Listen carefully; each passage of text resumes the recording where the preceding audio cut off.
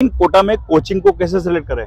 सबसे ज्यादा बड़ा क्वेश्चन यही है कि कोचिंग कैसे सेलेक्ट करें। सोशल मीडिया पे कोई टीचर है वो बड़ा स्टार बना हुआ है और उसके इन्फ्लुएंस में आके भी अपन कोचिंग ज्वाइन करते हैं। अगर अच्छा एवरेज होस्टल अगर बच्चे को लेना चाहिए तो एक नॉर्मल रेंज क्या होनी चाहिए सर? हर स्टूडेंट की लाइफ में ऐसा फेज आता है कि जब वो फील करता है कि मैं डाउन जा रहा हूँ या नंबर कम आ रहे हैं, ऐसे में हैंडल करना पेरेंट्स की क्या जिम्मेदारी रहती है कि उनके जो टीचर्स होते हैं तो उनको पता नहीं होता कि कौन सा टीचर हमारे लिए बढ़िया है, कौन सा टीचर बढ़िया रहेगा, कौन सी कोचिंग में अच्छे टीचर्स उनको मिलेंगे। बच्चे स्टार्टिंग में जब आते हैं तो पहचान नहीं पाते कि किनको दोस्त बनाना चाहिए, क्योंकि उनके सारे दोस्त तो घर पे रह जाते हैं। जय हिंद दोस्तों, कैसे आप सब? आई होप आप सब अच्छे होंगे। तो स्वागत है आपका हमारे चैनल में और आज हमारे साथ है नीलेश गुप्ता सर, जो कि रेजुनेंस के वाइस प्रेसिडेंट है। वेलकम है सर आपका हमारे चैनल में। Thank you Akhilesh. तो आज जो हमारा टॉपिक है वीडियो बनाने के पीछे मकसद ये है कि काफी सारे बच्चे ऐसे हैं जो कमेंट कर रहे हैं कि भैया हमें कोटा आने से पहले किस किस तरह की तैयारी करनी चाहिए, किस तरीके से प्रिपेयर होना चाहिए। और ये बहुत जरूरी है क्योंकि अभी के टाइम पे एग्जाम टाइम आपका खत्म होने वाला है और जो एडमिशन सेशन है वो चालू होने वाला है, मतलब बच्चे कोटा में आने वाले हैं। तो सर काफी सारे बच्चों के मेरे पास फोन वगैरह आते हैं, पूछते हैं कि भैया कोटा आने से पहले हमें किस तरीके से तैयार रहना चाहिए, मेंटली प्रिपरेशन कैसे करनी चाहिए और यहाँ आने के बाद क्या क्या होता है। देखिए, एक बात तो जो बहुत ही एविडेंट है, कंपटीशन बहुत ज्यादा है यहाँ पर। बिल्कुल, कंपटीशन तो आपके शहर में भी बहुत है, लेकिन वो आपको दिखता नहीं है क्योंकि वो बच्चा ऑल इंडिया में जो जेई का एग्जाम है, नीट का एग्जाम है, पूरे ऑल इंडिया के बच्चे पार्टिसिपेट करते हैं। लेकिन कोटा में आपको उसका सैंपल दिख जाएगा, लाखों बच्चे यहाँ पे उनको देखने को दिख जाएगा, एक सैंपल साइज दिख जाएगा। और दूसरा एक बहुत बड़ा चैलेंज जो मतलब माइंडसेट जो चाहिए होता है, आप जब अपने गाँव या अपने शहर में रह रहे होते हैं, आपके पेरेंट्स आपके साथ होते हैं फुल टाइम। बिल्कुल, यहाँ पर आपको अपने आप को मैनेज करना है जी। तो डिसिप्लिन बहुत जरूरी है यहाँ पर। वहाँ पर आपको उठाने के लिए मम्मी है, पापा है, खाना खिलाने के लिए मम्मी है, पापा है, पढ़ाने के लिए 2 बार डांटने के लिए मम्मी पापा है, मोबाइल पे आप ज्यादा समय बिता रहे हैं तो मम्मी पापा डांटने के लिए। यहाँ पर तो सब काम खुद करना पड़ेगा। तो ये माइंडसेट लाना पड़ेगा कि अगर हमें कोटा में सफल होना है तो हमें डिसिप्लिन को फॉलो करें और फिर यहाँ से सफलता बहुत आसानी से मिलेगी। सर इसके साथ ही मैं ये पूछूं आपसे कि जो बच्चा यहाँ पे आता है तो एक पेरेंट्स की किस तरीके की भूमिका होनी चाहिए यहाँ आने से पहले, बच्चों को किस तरीके से तैयार करके भेजना चाहिए उसको यहाँ?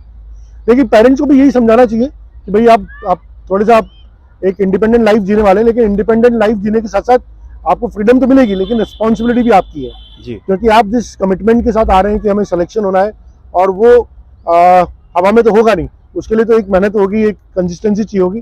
तो पेरेंट्स को समझाना चाहिए कि आपको कंसिस्टेंसी से करना है। दूसरी बात है कि पेरेंट्स को बीच बीच में बच्चों को चेक करते रहना चाहिए, बच्चा की पढ़ाई कैसी चल रही है, इंस्टीट्यूट से संपर्क बना के रखें, ठीक है।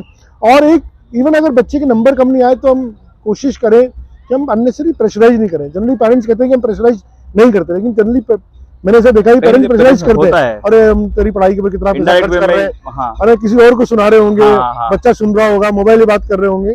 तो अगर बच्चा अपने एफर्ट्स मार रहा है तो एफर्ट्स बहुत इंपॉर्टेंट है। बिकॉज मैं ये भी कहता हूँ, अगर आप यहाँ से सेलेक्ट होकर नहीं भी जाते ना अच्छे IIT में, NIT में या नीट में, लेकिन कोटा में अगर आप 2 साल 3 साल रहते हैं तो ये आपको बहुत कुछ सिखा देता है। मेहनत करने की आदत सिखा देता है ना, स्ट्रगल करने की आदत सिखा देता है, और वो आदमी के लिए बहुत जरूरी होती है। जी सर, बिल्कुल। हमने भी कई सारे बच्चे ऐसे देखे हैं जो कोटा में स्टडी करके गए हैं, वो सिलेक्शन नहीं हुआ बट वो अभी भी अच्छा कर रहे हैं अपने अपने फील्ड में। बहुत सारे एग्जांपल्स है सर। जी।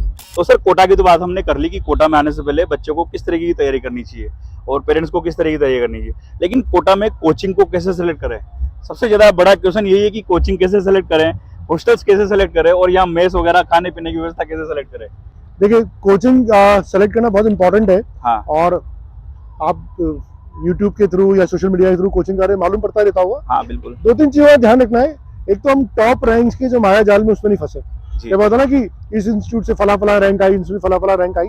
तो जो रैंक होती है वो अपने आप में एक बड़ा अलग सा बिजनेस है, मतलब वो रैंक कमाना है ना, अलग सा बिजनेस है। तो रैंक के माया जाल में नहीं फंसे। आप तो ये देखिए कि अगर आप एक एवरेज बच्चे हैं तो एवरेज बच्चों की सबसे ज्यादा परफॉर्मेंस इंप्रूवमेंट कहाँ हो सकती है, वो आप रिकॉर्ड देखिए।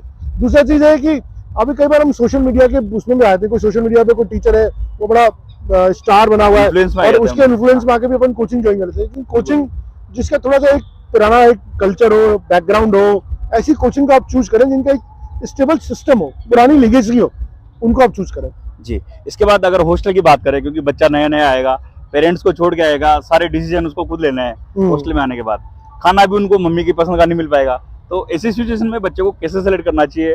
और क्योंकि आपको एक्सपीरियंस है सर, आप हॉस्टल भी चला रहे हैं, कोचिंग में पढ़ा भी रहे हैं इतने टाइम से। तो हॉस्टल ऑब्वियसली एक पैरामीटर तो है ही कि इकोनॉमिकल होना चाहिए, कॉस्ट है ना, लोकेशन आसपास होनी चाहिए, रूम थोड़ा सा वेंटिलेटेड हो, आपका अच्छा हो, ठीक है ना। और खाने पीने में जरूर स्पेशल ध्यान रखने की जरूरत है, बिकॉज कई बार आपकी क्लासेस बहुत अर्ली मॉर्निंग में होती है जी तो बच्चा ब्रेकफास्ट को स्किप करता है। मैं देखता हूँ कई बार बच्चे ब्रेकफास्ट स्किप करते हैं और मुझे लगता है दिन का सबसे इंपॉर्टेंट मील ही ब्रेकफास्ट होता है। तो आप जरूर जब इतना पैसा खर्च करें थोड़ा सा पैसा अपने खाने के ऊपर बढ़ा दें।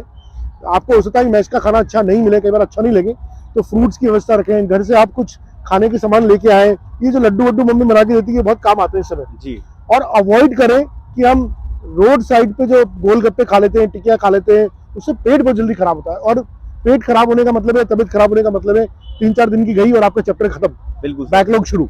इसी ये बात ध्यान में रखना ये जो है कि 3-4 दिन की चली जाती है बाहर का खाना खाने से, बेकार खाना खाने से।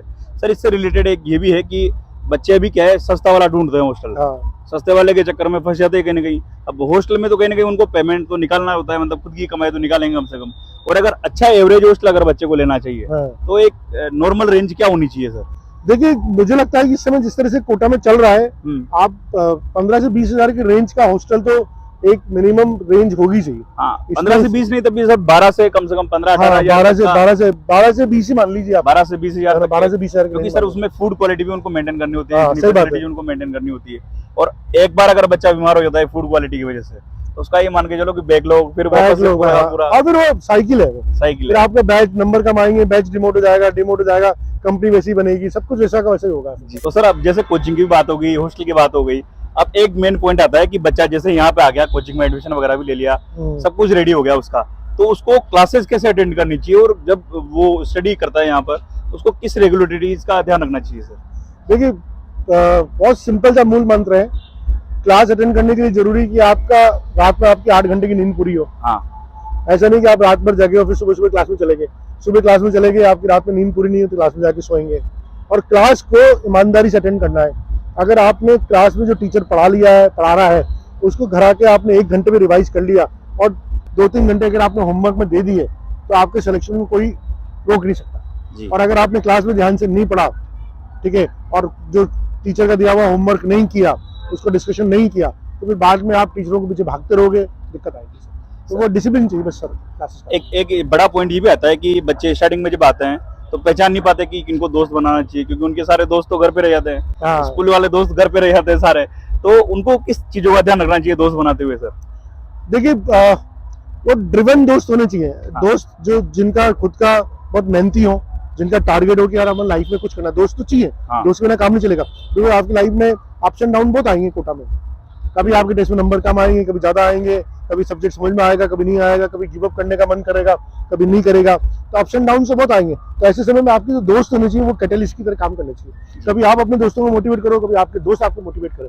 ये नहीं कि दोस्त सिर्फ मस्ती वाले ही दोस्त हो, मस्ती भी करें, पढ़ाई वाले भी दोस्त होने चाहिए, दोनों चीजें। एक सर सबसे बड़ी परेशानी ये भी आती है बच्चों की कि उनके जो टीचर्स होते हैं तो उनको पता नहीं होता कि कौन सा टीचर हमारे लिए बढ़िया है, कौन सा टीचर बढ़िया रहेगा, कौन सी कोचिंग में अच्छे टीचर्स उनको मिलेंगे या उनके बैच में अच्छे टीचर मिलेंगे या नहीं मिलेंगे।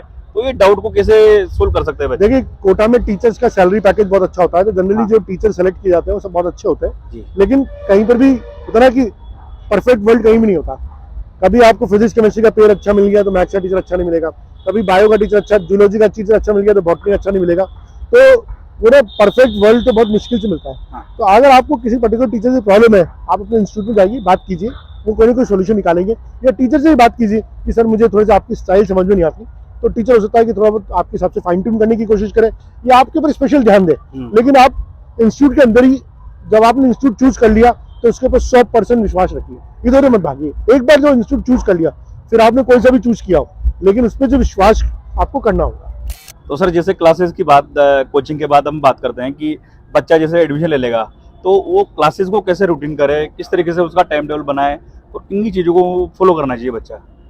तो अपन ने जो डिस्कस किया था कि क्लास अटेंड करना जरूरी है और टीचर को ध्यान से नोट्स बनाना जरूरी है और होमवर्क करना जरूरी है जी, और उसके बाद टेस्ट देना जरूरी है, और बस ये चीजें मेंटेन करनी बस। बहुत से बार बच्चे ऐसे हो जाते हैं कि प्रेशर में आ जाते हैं, नंबर कम आते हैं, स्टार्टिंग में आते हैं तो वो सोचते हैं कि मेरे अच्छे नंबर आने चाहिए और कंपटीशन इतना तगड़ा बढ़ जाता है तो नंबर कम बहुत से बार आते हैं, तो उन चीज़ों को कैसे मैनेज करें? देखिए ये तो एक वो साइनसोइडल वेव है, ये तो होना ही है। कोटा में आके अगर किसी का ऐसा तो हो ही नहीं सकता कि आपके नंबर हमेशा अच्छा आए, कभी अप्स एंड डाउन्स आएंगे, है ना। वो ये तो इस तरह की बात है कि वो ना गिरते हैं शेर सवारी मैदान जंग में जी, है ना, वो तिल्फ क्या गिरे जो घुटनों के बल चले। तो अब आप जंग के मैदान में तो आ गए हो, तो गिरोगे तो सही यहाँ पर, लेकिन हर बार गिर के उठना आना चाहिए आपको बस।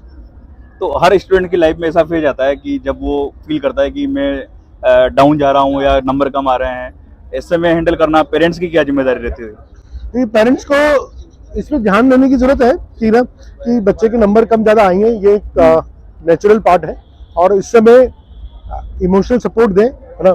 हमारी जनरली माँ बाप की जो बच्चों से बात होनी चाहिए वो इस पर होनी चाहिए, बच्चा तेरे को तो एंजॉय तो कर रहा है ना, खाना पीना ठीक है, रहने में कोई दिक्कत तो नहीं है, लेकिन हम ज़्यादा बच्चों से नंबरों के बारे में बात नहीं करें।